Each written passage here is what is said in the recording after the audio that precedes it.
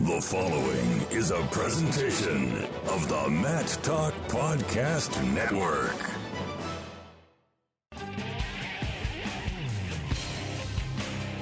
It's time for the Guillotine Grapevine, a podcast for the land of 10,000 wrestlers. 10,000 wrestlers.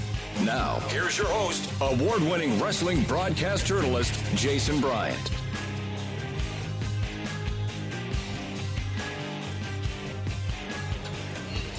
Guillotine Grapevine from here at The Pav with Mack Reiter, three-time All-American, member of the 2007 NCAA Championship team, which they are honoring here at Alumni Night as the Gophers host the University of Nebraska.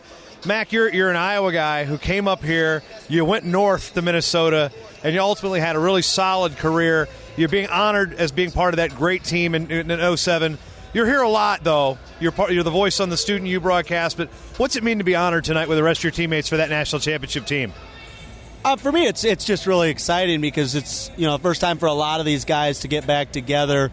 Everybody's kind of gone their own ways since we graduated, and we don't get to see each other as often. So I'm excited for just catching up with some of those guys, meeting up with them after the duel, and hopefully celebrate a win here. But just being back here with that team, that team was I had a fair amount of individual success in wrestling, but my greatest memory in wrestling will always be that night in Detroit when we won it. How many people say their greatest memory is in Detroit? Definitely not the Lions, that's for sure. But we talk about Auburn Hills and that Detroit and that event. I remember that because it was so far out there. Like, man, there was nothing around. I think we're in Troy, Michigan, trying to celebrate anything that's going on. Cole Conrad was a champ. The team balance was kind of on display there with just Cole being the champion. Not quite reminiscent of the 2001 championship team with no finalists and 10 All-Americans, but what was it about that team depth that really pushed this title home? We took 9 guys to Auburn Hills that weekend. A few of us, myself included, fell short. Being an All-American, there's 4 of us that fell short. But what I think really, and the reason they won in 2001 is what they did on Saturday morning in the backside. And I think you can see that showed up again here. Roger came through, and I think I believe he finished 3rd. Dustin Schlater came through, he finished 3rd. CP finished off, he got 5th or 6th. Everybody, wrestled well that morning. We were down, and actually I can't remember what the team score was coming out of that semifinal round, but a lot of us were having trouble. Myself, I think Manny, we got knocked out that evening in the blood round, and it just it was a hard night for the team, but we were both there. All 4 of us that got beat out were there that morning, Saturday morning, to warm up those 5 guys. Well, 4 guys. Cole was probably back. Cole's probably at a buffet somewhere getting ready for the finals. But those other 4 guys that had to wrestle that morning, Jayson, Ness, Dustin, CP, Roger, we were there to warm them up, get them ready to go win us that team title because that was, we fell short individually of our goals, but that was still on the table. And it came down, I think we won by 4 points or whatever it was. I can't remember how close it was, but it was pretty cool. A lot of you guys came in that same year, if not the year before, the year after. There's a good core that really helped lead the title, back here to Minnesota.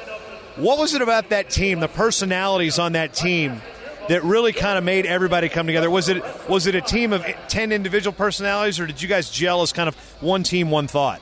It's one team, one thought. You had guys, Tyler Safartovich bumped up, and he wrestled 65 for a second. He wasn't a 65-pounder, especially not then. He ultimately grew into a big. I think he wrestled 57 his senior year, but he went up and found a spot into the lineup and competed as hard as he could. It was efforts like that. 97 was kind of a wait for us all season where we were trying different guys, and Mitch Kuhlman bumped up there and he wrestled there, and he certainly wasn't a 97-pounder, but those guys made the sacrifice to try to help fill out the team as a whole, and the rest of us, you had Ness was a freshman. He was kind of leading by example. He started every dual meet off with getting the team on a roll. I can't remember how many guys he pinned that year, but just set a good tone from the very beginning of every duel, and it just, man, we were a team. we would get away at NCAAs after we were done. There would be a group of like 5 of us. We'd leave the arena and we'd go back to the hotel and just get away from everything and just be alone with the guys. No fans, no parents, we shut our phones off. It was just be submerged in what we came to Detroit to do. And I mean, it all mattered. But, it kind of something that, Cole, after he won, he had to take a drug test. Every national champ has to take a drug test. And Cole, it took him a while till he could ultimately contribute enough to the cup to be able for it to pass or to be the qualified test. And it was late. It was Detroit, so it was East Coast time zone. It was late that night. I mean, it was like 11 p.m. and our socials going on, and they were and Cole's telling the rest of us, go take the trophy, go to the social, and we didn't want to go. I mean, we weren't going to go to there without the guy that won the trophy for us. I mean, Cole was the reason we were national champs, and so we sat there and we hung out and we waited, and ultimately he got done with his test, and we loaded up the van and headed there as a group and walked into that ballroom and to an incredible crowd. And like I said, it was the greatest experience for me in my career as a wrestler. What made you guys come together as a unit like that? Because you had Manny's from California, you're from Iowa, Rogers from Michigan, Cole's from Wisconsin. It wasn't like it was a group. I mean, Safartovich is from Minnesota. Yeah. So there wasn't like this Gopher team that came through wrestling together and like the Storm kids. It was a very diverse group. What made you guys come together as a team like that? I don't know. I just think it all kind of bonded from, like, Cole was the leader. Cole was the kind of guy that we looked up to because his freshman year, we were living in the dorms with him, and he was having a great season. I mean, he came out of nowhere. I mean, it wasn't really a very highly recruited guy out of high school. He was a one-time state champ. And very big, though. Big guy. But he kind of came out of nowhere as far as being on the radar, and he ended up getting fourth that year as a freshman. And, for us guys that were redshirting, we looked at that and we're like, that's what we want to do. So we kind of gravitated towards him. So CP, Roger, and I kind of spent a lot of time with Cole. And then, ultimately it became our freshman year. And we started having some success as as redshirt freshmen. And then the next wave of guys came through. So, Ness was younger than that, but a couple of those other guys, Safartovich, watched that, and he then kind of gravitated towards us, and it built itself off of ultimately because of what Cole did. Now, Jay Robinson, what was the role for him for you guys? I mean, how did you look up to Jay, or how did he administer the program that helped you guys win that championship? Jay was great about just mentally getting us to understand what we were supposed to do. We had the skills, we had the ability, the talent, all of that. But, for a lot of guys, and you see it in college even, is just get yourself out of your own way. Jay was great at putting everything into perspective for us. His pre-match talks I didn't have a lot of other coaches, but for Jay, he had me ready to run through a wall before every duel. And at that national tournament, we would sit, before we loaded the vans to head over to the arena for session, we'd sit in one room and we'd talk, okay, here's what's going to happen. Here's where we're at, what we need to do.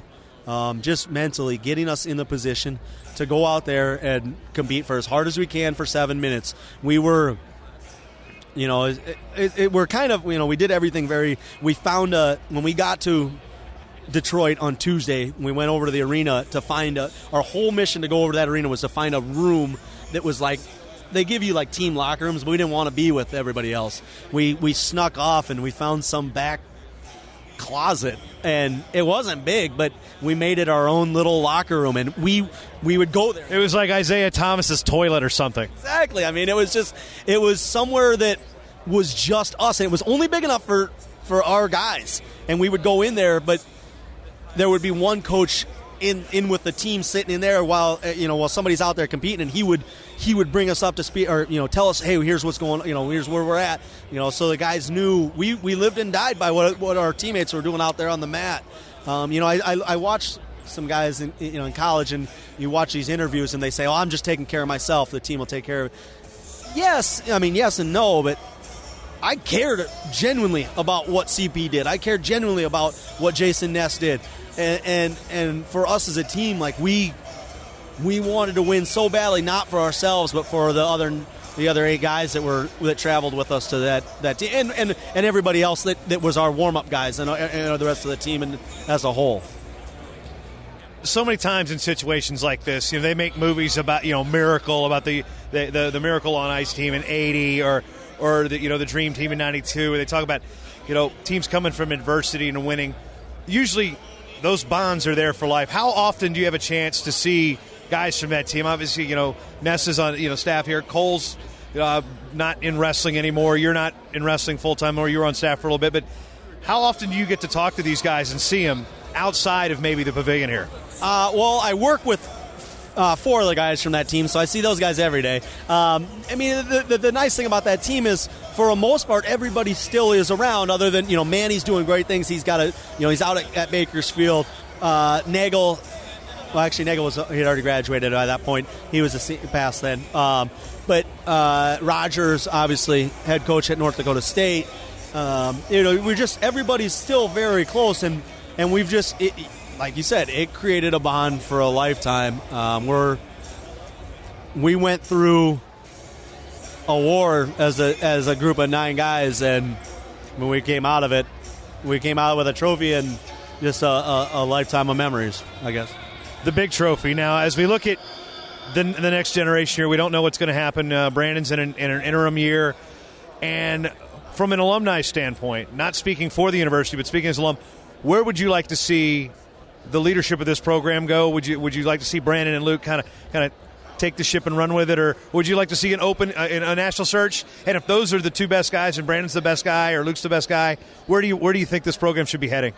That's a tough question. Obviously, Brandon, Luke were both my coaches. They were coaches of that 2007 team. I lived with Luke for a year. Luke's going to be in my wedding next year. I am extremely close to those guys, and I think, as a team, we have progressed very well throughout this year. There was very little expectations coming in, and I think, we don't have the most talented guys out there. But some of these guys that are recruited, you look at what Brett Favre has done. That's not by accident. Brett Favre came in. Nobody knew who Brett Favre was when he graduated high school. He's not David Taylor. He's not one of those guys that is extremely talented. But Brett came in and he worked his butt off for a long time, and he's now got himself to a point. And he's number 2 in the country. And yeah, he's behind a very, very good wrestler, but he's knocking on the door.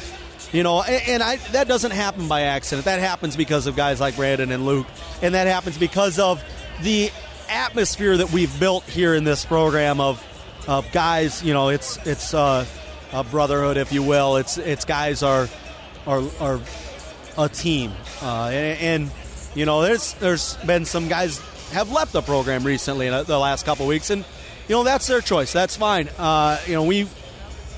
If you don't feel comfortable in here, that's fine. But we want the guys that want to wear that maroon singlet and to wrestle as hard as you possibly can. It's getting a little long-winded. Maybe I'm trying to dodge the question. But I think that, I'm extremely happy with what has happened this year and how we progressed. I think we're not anywhere near where we want to be by any means. I'm not happy that we're 10th in the country or wherever we're ranked to finish, 13th, whatever it is. I don't expect that to be, if we finish 12th at Nationals, it's not a good year. It could be a building year. But there's no reason we should not be competing for trophies year in, year out. And we need to find a way to get some guys in here, or the guys we have, to help them progress, so that, by March, and we're still a long ways from March.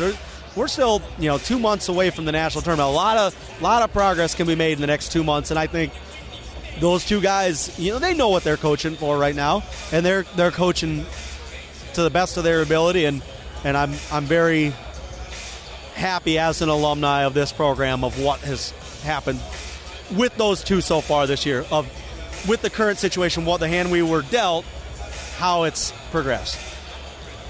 Mack Reiter talking 2007 and beyond. Thanks, man, and enjoy calling the matches. Real quick, how do you enjoy calling those matches on the Big Ten Network? I love it. It's a blast because I sit down with Danny Williams, who if you don't know Danny, he's a hilarious guy. He cracks me up. So we're dying laughing on that broadcast. Like, we kind of cover our mics all the time because we're making each other laugh. And it's just, I mean, we're watching wrestling and we're talking about it. Like, we could do the same thing sitting up in the stands, but now we force, I don't know how many people, but they have to listen to us. All right, thanks, Mac. Thanks. Good luck with the broadcast. We'll see you down the line. Thank you.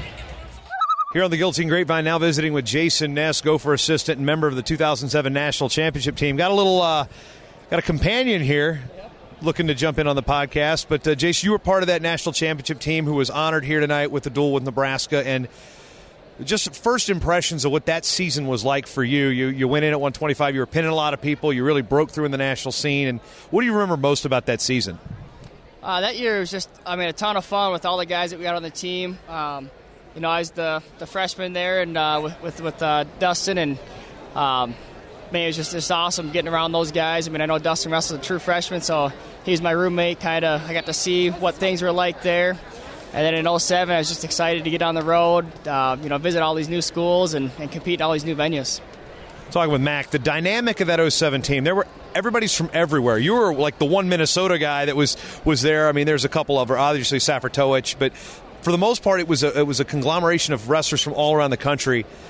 He had one opinion on how you guys gel as a team. How did you guys bond and gel and become a unit to win that national title that year? It was just one of those things where the guys in the team with just kind of their attitudes and their personalities is kind of, I think, what helped things gel. And it was a big reason why I came here. When I came on my recruiting trip, those guys are a huge recruiting class. Reiter and Kish and CP and a couple of those other guys. And it just the way that they acted, the way they behaved, it was just kind of a family atmosphere right out the bat. So we just had a lot of fun. On the road, giving each other crap and kind of keeping everybody in perspective and everything. I think kind of helped us there.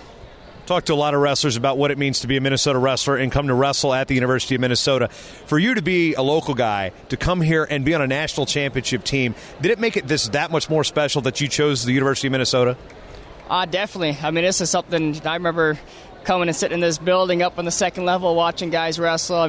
Watching Coach Eggum and Coach Becker compete back in the day, and just to be able to sit there and dream about coming out here and be able to run out that door in those dual meets and then to be able to bring home a national title for the team was just unbelievable.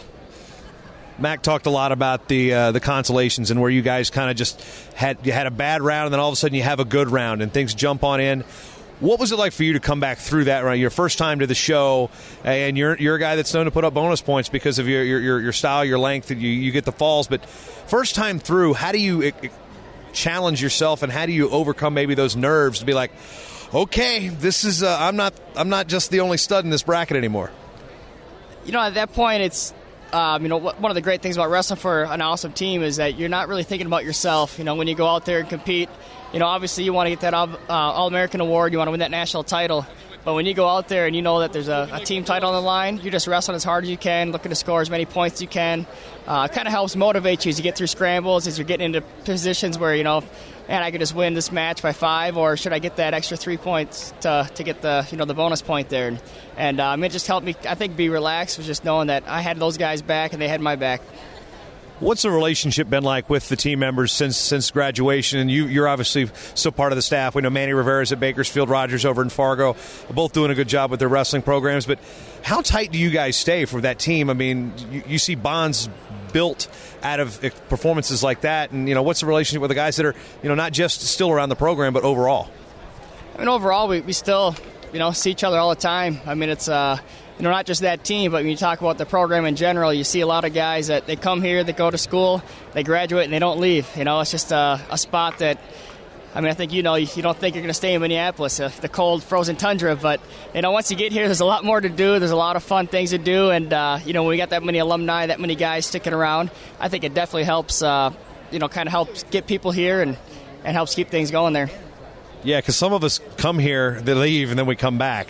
I don't know. I blame my Princeton wife, but as we look around it wasn't just the All-Americans that were honored. It was guys that were on those teams. Some guys getting thrown to the wolves in spot starts, some guys battling each other back and forth where weight classes weren't even determined. When you see those guys that were the role players on that team, they weren't the starters, and they weren't the All-Americans, but they were the guys who you were battling with every single day, making you guys better. How much do they mean to a program like this, a national championship team in 2007? How much did those guys mean to that program? Oh, those guys mean the world. I mean, that's something that, as a guy that went out there and got the awards, I've always wondered. It's like, man, how do some of these guys stick around for 5 years? They don't get to go out there and be in the spotlight. They're putting just as much time, just as much effort, just as much work, and they don't get the awards and the recognitions. So to have guys like them that bust their butt every day, push you, and help you out, it's just it's unbelievable, and something that I guess I don't understand, but just you can't appreciate them enough.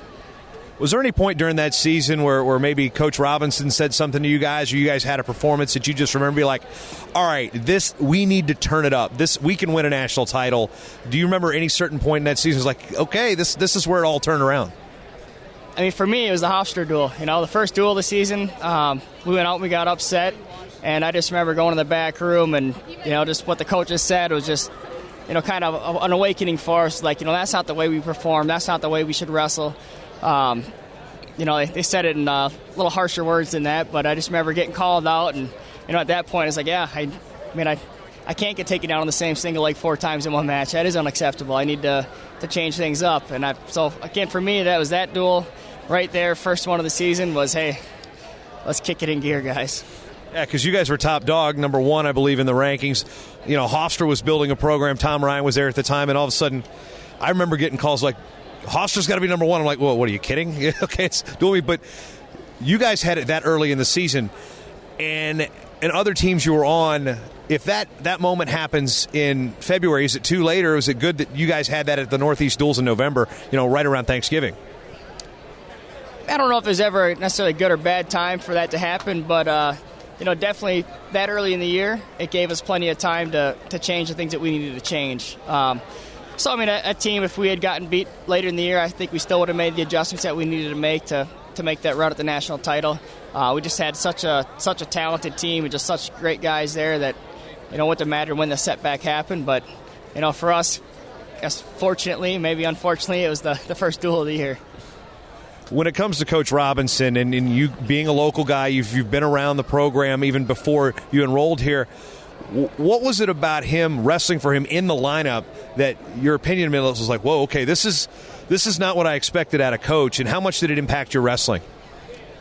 I don't know how much I kind of knew what to expect out of him because I had known him for a long time. I had, come around the program so much, but he's a guy who's just that no nonsense. I'm not going to sugarcoat it, I'm not going to tell you that you did a good job when you didn't. I'm going to make sure that I'm going to hold you accountable, and I'm going to push you to your limits. So that was kind of what I expected out of Jay as a coach, and that's what I got. Save top plays on SportsCenter. Was that season, was that moment, the national championship, the best part of your career? I think definitely. I mean, just to be able to have all the all 10 starters up there on the mat, holding that trophy, to bring it back to the social, with all the fans there cheering, the rest of the team there. I mean, it's just one of those things where, in the moment, I don't think I appreciated it enough because we were so young that we thought, oh, we'll do this again. But it's just something that you'll never be able to do again. It's one of those doors that it opened for us at the time, and we accomplished it, and definitely, I'd say up there. So how long did you guys have to wait for Cole to pee? I think it was about an hour, maybe more. That was definitely an interesting time in the van. How long did it take for you? I mean, not to get too personal. I don't know if I got tested that one. I meant when you won it. Oh, when I won it? I don't remember. It's probably about the same, actually. Luckily for me, though, I'm in the beginning of the lineup, not the last guy. Nobody's waiting on you. Like, all right, Ness, let's go. But now, as we look forward to the future of this program, obviously there's the adversity you guys have gone through. Coach Robinson got a ginormous ovation here when he walked out and was introduced as part of that team. Where is the future in your eyes of Minnesota wrestling, and can a national championship be attained here again and relatively in the near future? I think it definitely could be attained again. I mean, the guys, again, on the team that we have here that are still there, they're great, hard-working kids. They're doing everything right. And, Eggum, he's been a part of this program from the time when they weren't very good all the way up through their rise and win a national title. So he knows what to expect. He knows what to do. He knows how to run a program. Same can be said for Luke Becker. I mean, that guy, he's another local guy who, was a 4-time All-American and national champ. And, he's been around long enough that he knows how to train guys too. So I think it's definitely, in good hands there, and they've been trained to get it done. Well, looks like your baby Bjorn is moving a little too feverishly, so we'll wrap it up here. Jayson Ness talking about that 2007 team here on the Guillotine Grapevine. Thanks for listening, and we'll see you next time from the Sports Pavilion. All right, folks, it's milestone time, and we have got a ton to break down here on the Guillotine Grapevine. Again, before you do anything, you sit there, you subscribe to the Guillotine, go to theguillotine.com, $20 a year, the best high school wrestling resource in the country for the state of Minnesota wrestling. Oh, boy. I'm just going to go here, folks. Let's just talk about these milestone 800 coaching wins. Gary Hant of Wabasso, Red Rock Central, 400 for Dan Jinks of Grand Rapids, 100 falls for Samuel Grove of Moorhead. High school milestones continued. Brady Berge picking up his 250th win for Casson Manorville. Brandon Moen, 200 wins for Owatonna. 175 wins for Centennial's Tyler Shilson. 175 for Tanner Reitz of Frazee. 168 wins, school record for Sam Grove of Moorhead. 159 wins, a school record for Alex Lindstrom of Eastview. 150 wins now, Wade Sullivan of Lakeville North. Tanner Passvogel from Sibley East. Riley Molitor of Sartell St. Stephen. Keaton Schnorr of Casson Manorville. Jacob Berglund of Centennial. Brent Jones of Shakopee. Lindstrom again, as we mentioned, from Eastview. 137 wins, a school record for Austin Brenner of St. Cloud Tech. 125 wins. I didn't even have 125 matches in my life, let alone a high school season. Zach Boozman of Blue Earth, Vince Riley of Worthington, Teddy Pierce of St. Francis, Mitchell Lewison of Osseo, Mason Hall of St. Francis, Justin Schultz of Waconia.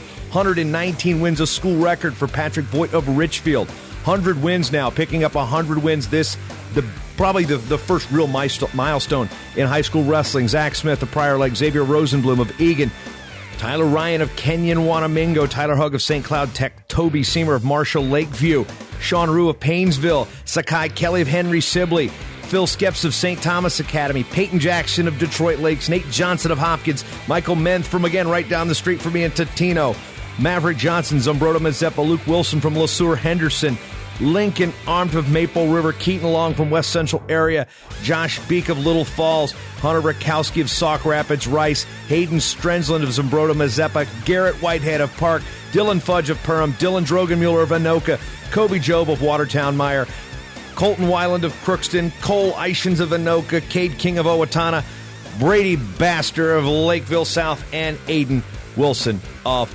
Austin. My goodness, you guys keep winning so freaking much. Congratulations. It's really, really exciting right there. Go to theguillotine.com. Hit milestones. It's more than just the 100, guys, because Jeff Bishi and crew, they break it down. Number of falls, getting 50 wins, 75 wins, 100 wins, 25, 50, 100 falls. There's just a great resource to get your name out there and get promoted, and Jeff Bishi and his crew at the Guillotine do a great job. We're listing just the big ones. You can get them all at theguillotine.com. Go to that high school tab, hit milestones. For Jeff Bishi and the crew at theguillotine.com, my name is Jason Bryant. We'll see you next time.